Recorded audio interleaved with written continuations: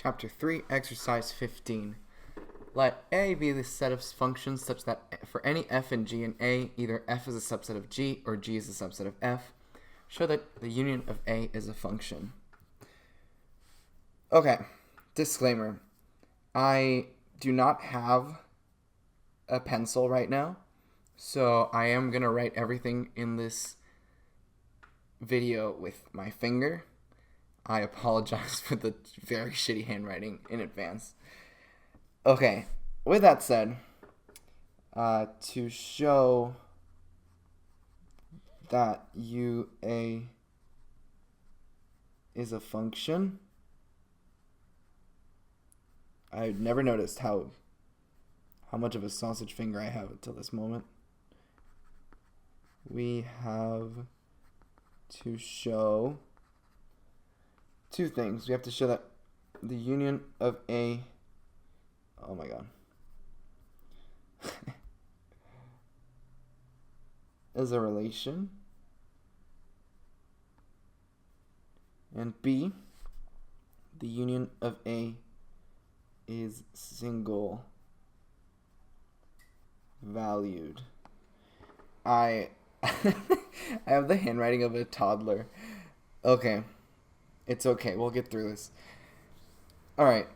And I just ordered a pencil, so it'll get here tomorrow. But unfortunately, I do not have any content in the backlog. So we'll have to stick through it. Hope it's legible. Okay. So first we're going to show that union of A is a relation. And let me actually go ahead and make these blue, just that we know that what we're trying to do. And let's start with A. So that the union of A is a relation.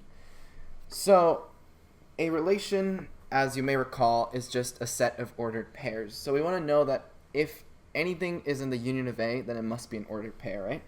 So let's suppose some element Z is in the union of A, right? Then there must exist some F in A such that Z is an F, okay? Now what does this mean? Since for all F in A, F is a function, this is by assumption, then we know that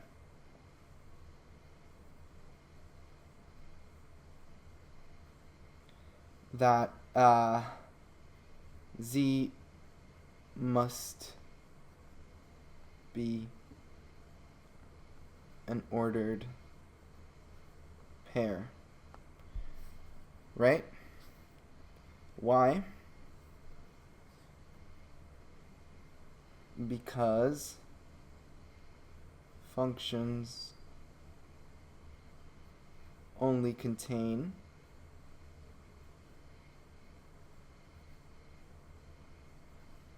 ordered pairs. Okay.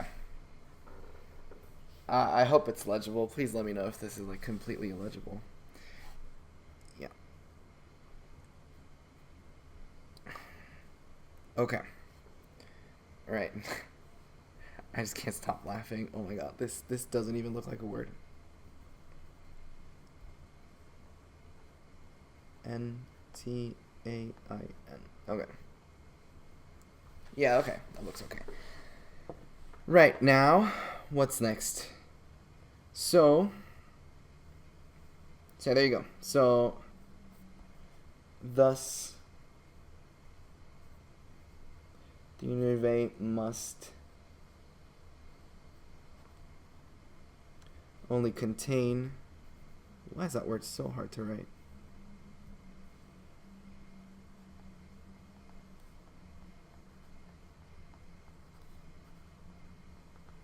Ordered pairs. Oh, what? Thus, union of A must be a relation. There we go. Fantastic. So that's one part of our proofs goals done. Now let me add a new page before we run out of space. I'll add 2 just in case. Okay. Right, and our next goal is, as you might see, showing that the union of A is single valued. So for B, we want to know that for any x in the domain of the union of A, there exists a single y in the range of union of A, such that x comma y is a pair in the union of A. So how do we go about showing this? Let's suppose x is in the domain of the union of A, right? Then there exists some y in the union, or rather, I'm just going to call it the range of A. Sorry. The range of the union of A such that x, y is in the union of A. Okay. Seems like I've gotten a bit of the hang of writing with this. Okay. Right. Now, since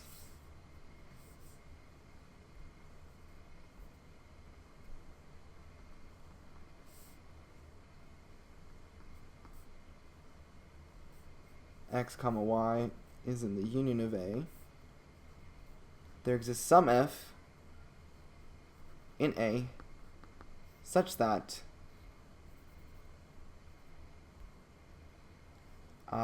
x comma y is an f. Alright, so what does this mean? Now this you might think that this immediately implies that x is, or rather the union of A is single valued because, you know, functions are single valued, right? And since you're in this function, then this x and this y pair should be unique, or at least unique for this value of x. But here's the issue. X comma some other y could be in, or rather x comma w could be in some other function g, and w could be different from y. But we're going to show that that's not the case, right? So now suppose that there exists some w in the range of the union of A such that x comma w is in the union of A, right? Then there must exist some g in A such that x comma w is in G. Okay.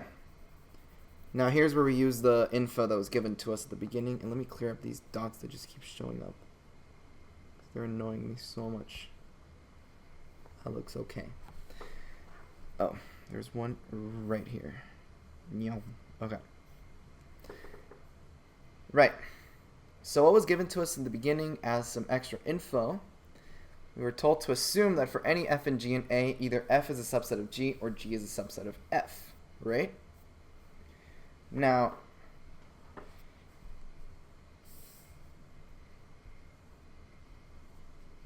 by the problem statement, if you will,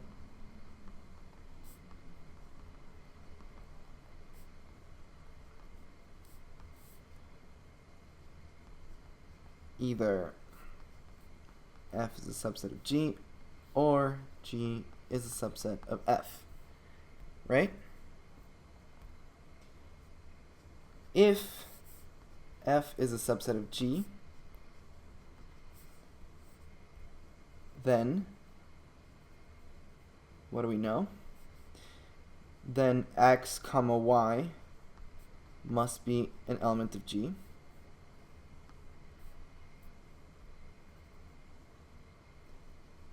Thus, if you want to write it in function notation, g of x equals w and g of x equals y.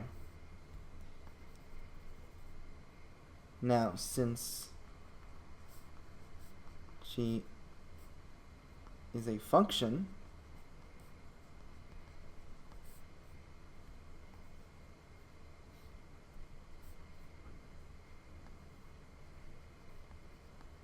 we can deduce that w is equal to y. Similarly,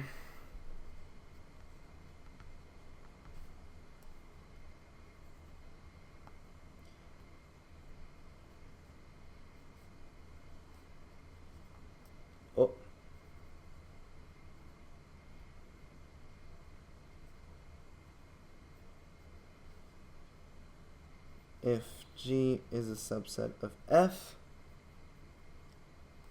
then x comma w is an F. Thus, what? Thus, f of x is equal to y and f of x is equal to w. Now, given that f is also a function, oh my god.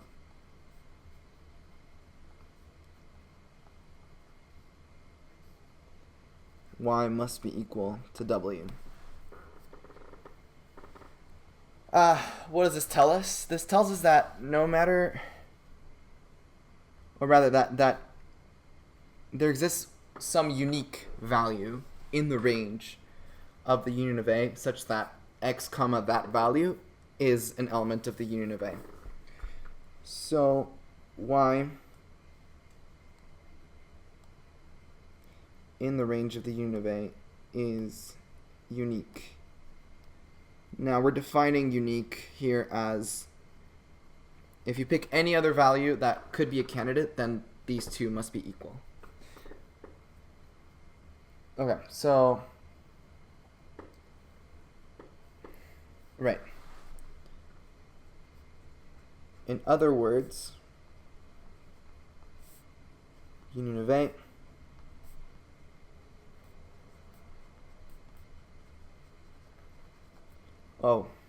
quick caveat.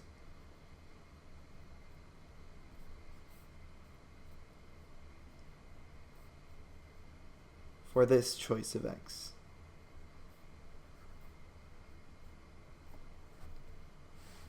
Right? Okay. That's all we require. The y could be paired with other x's, but this x specifically can only be paired with that value of y in the range of the union of A. And now we can finally conclude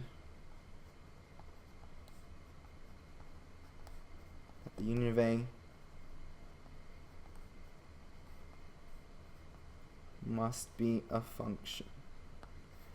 Alright, there you have it. That is all of exercise 15. I hope this was helpful. Let me know if there's something that's not clear, and I can clarify in the comments if need be. My other pencil is arriving tomorrow morning, so surely right, I'm filming this a day before it's released, so it's arriving tomorrow morning. So the video after this one will have handwriting as usual, hopefully, if that